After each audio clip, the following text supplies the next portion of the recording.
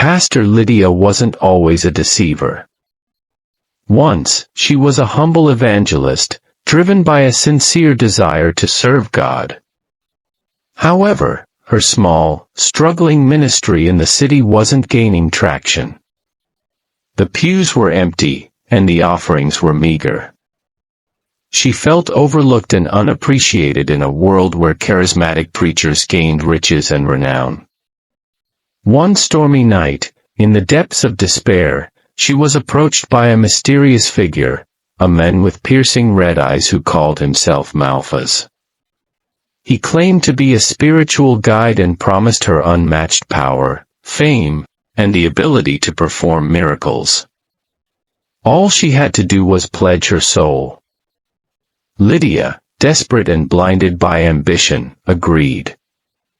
The pact was sealed in blood, and Lydia received a mark on her palm, a black sigil that she could conceal but never remove.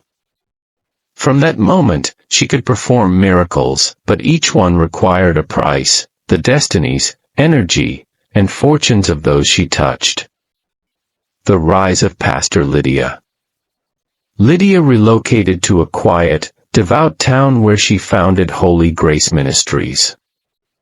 Her arrival was dramatic. She claimed God had sent her to lead the people into a new era of prosperity and healing. Her first sermon was magnetic. Her voice carried a hypnotic power.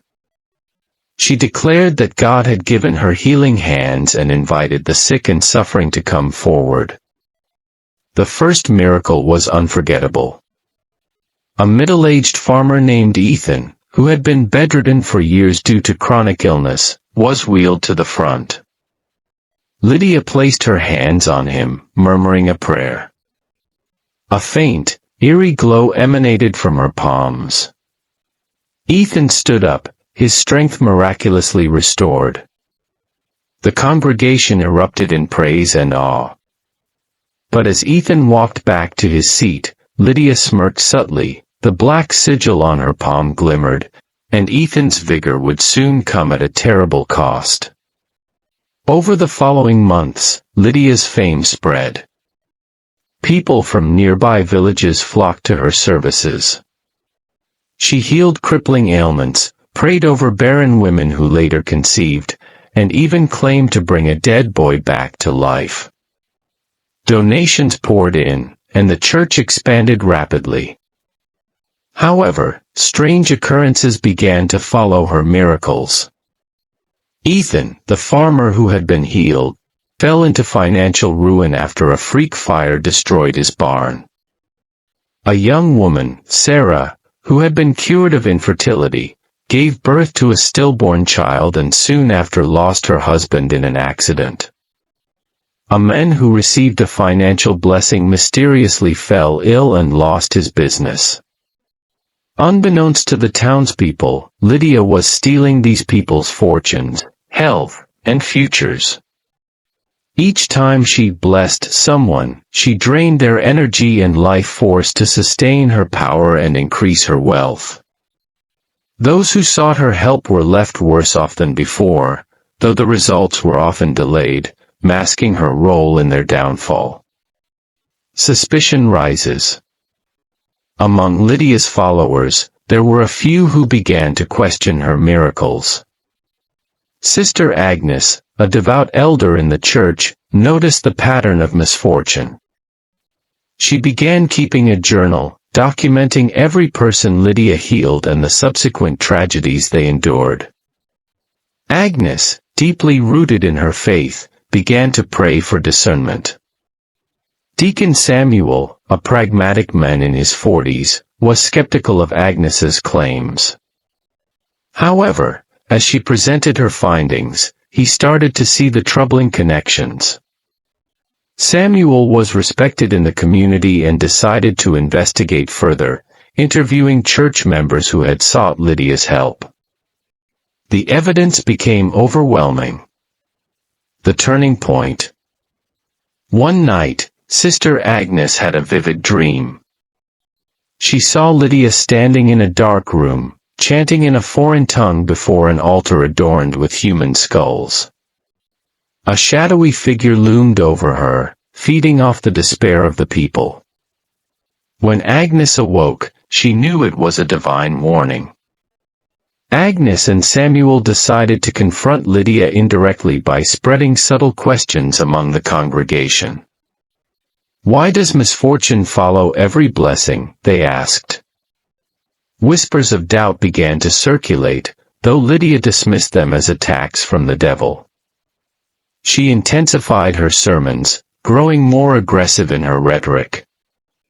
"The enemy is among us," she warned, her eyes scanning the congregation.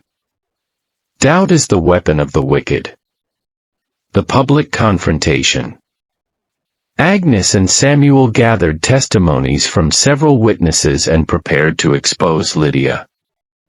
On a Sunday morning, during one of the most crowded services, Agnes interrupted Lydia's sermon. Standing up in front of the congregation, she declared, "Pastor Lydia, you are no servant of God. You are a thief of blessings and a deceiver." The room fell silent. Lydia's serene demeanor cracked, her eyes flashing with fury.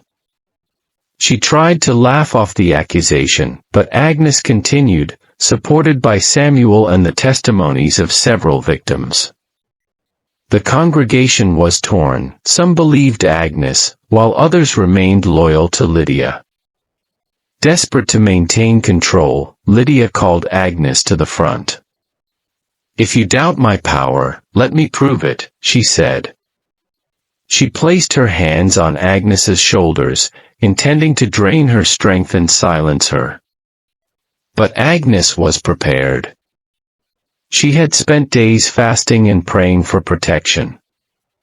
As Lydia's hands touched her, a brilliant white light erupted from Agnes's body, throwing Lydia backward. The black sigil on Lydia's palm burned brightly, exposed for all to see. The congregation gasped as Lydia screamed, her voice unnaturally deep and guttural. The true face of Lydia. Lydia's mask fell away, her body contorted, her face twisted, and her voice alternated between pleas for mercy and demonic growls. She began to levitate, her body surrounded by a dark, smoky aura. The church trembled, and the air grew cold. The congregation fell to their knees, some praying, others fleeing in terror. Agnes and Samuel stood firm, reciting scripture. The demonic presence within Lydia howled in pain as the prayers intensified. The sigil on her palm glowed brighter, and black smoke poured from her mouth and eyes. Her wealth and power meant nothing now, she was completely at the mercy of the prayers surrounding her. The final judgment.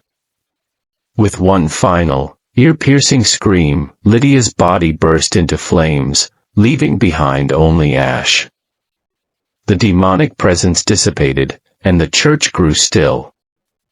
The congregation, shaken and tearful, gathered around Agnes and Samuel, who led them in prayer for deliverance and healing. The aftermath was a time of mourning and reflection. The church was cleansed and rededicated, and Agnes emerged as a spiritual leader. The congregation vowed to remain vigilant against false prophets and to strengthen their faith. Epilogue. Lydia's mansion was abandoned, but some say her dark altar still stood, a grim reminder of her pact. On stormy nights, townsfolk claimed to hear her voice, whispering promises of power to those foolish enough to listen. Her story became a legend, a warning to never compromise faith for ambition and to discern between true servants of God and wolves in sheep's clothing.